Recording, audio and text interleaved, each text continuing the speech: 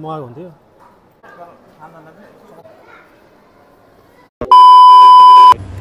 फेरि गर्मी हो क्या अब गर्मी सुरु भयो हो पक्का हो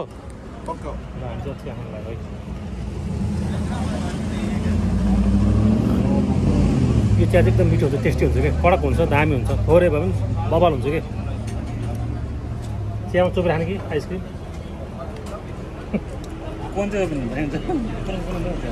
एउटा कोन देऊ नि त नि कोन लिएर एक्स्ट्रा कोन कति लियो यसको 1.5 रुपियाँ 1.5 रुपियाँ भने कति हो 150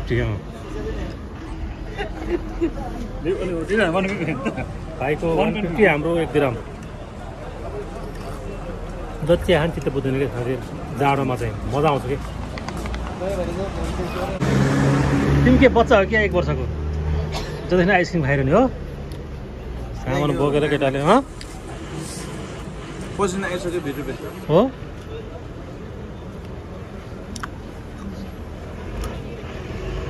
हेर कस्तो मजाले खाएको 2 वर्ष बच्चा जस्तो भाइ पुरा अब एप्पल वचदार भाइ त पुरा यहाँ हिरो अब आज किन हाफ प्यान्टमा आएको तिमी दुईजना हाफ प्यान्टमा आएको छ म चाहिँ फुलमा आएको म त तपाईहरुको बसी हिँड्न यस्तोमा आएछु म त ल ल भइगयो त अब कम्प्लिमेन्ट 1 day later हो चिया पकौडा खानुपर्ने हुन्छ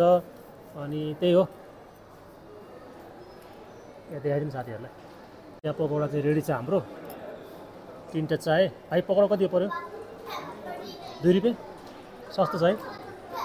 ल सुरु गरौँ त अब चिया पकौडा झ्याप्पा खानुपर्ने हुन्छ ल चिया 3टा पकौडा झ्याम ल साथीहरू चिया भयो पकौडा भयो अब है खानुपर्ने हुन्छ ल तिमीहरू सुरु गर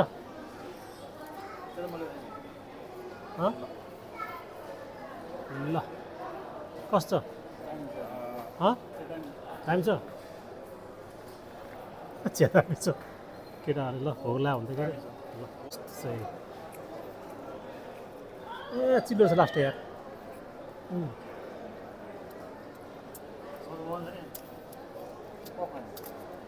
तिमी केमा अब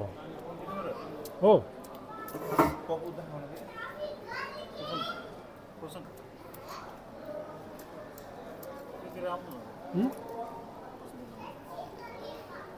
चिया पनि चिसो छ है चिसो चिया ताछ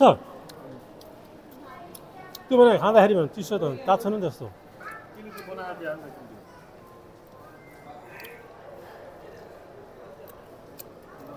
पकौडा पनि चिल्लो रहेछ साथीहरू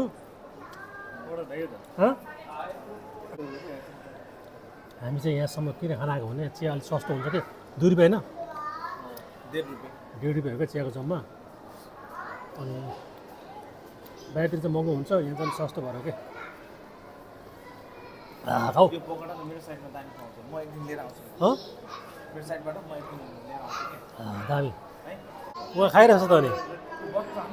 के हुन्न तर हामीमा त धेरै फरक छ नि फास्टिङ भएर के हुन्न खाइरहेछ त मान्छेले यहाँ बेचिरहेछ अनि